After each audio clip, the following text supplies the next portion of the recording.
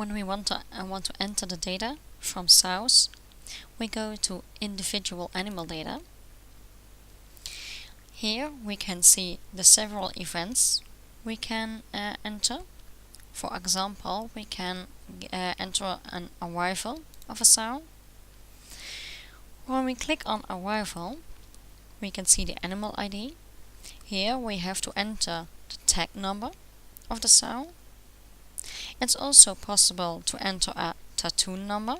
This can be different from the tag number. The birth date we can enter also. And also we can enter the arrival date. For example, this one.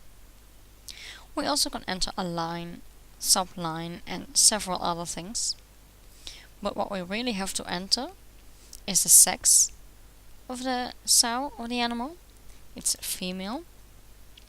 And production phase is in production, when the sow is ready to mate. When this is all finished, we click on Save, or we press F12, our short key for saving the data. The date entered is more than 99 days before today. It's a checkup for your data and we want to accept, so yes. When we want to set our columns, our fields we want to enter, you click on Properties,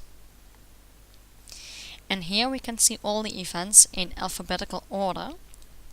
When we scroll down a little bit, we can see the arrival of the animal, and here we can see the birth date, arrival date, sex and production phase are required fields, so they turn green. Therefore they are always visible. We can see that some other columns, some other fields are not visible. We can make them visible by clicking on them. Therefore we have also repeat last entry. That's quite easy when we enter mating of sows. So we scroll down to mating, and we can see the mating date is a required field, will always turn green and is always visible. Or we also can say repeat last entry. The date you have entered with entering the first sow, that date will be repeated for the next sows. The boar is also repeated, and the mating type is a default value, code 10. Code 10 stands for AI. That's a default value. We also have the input margins.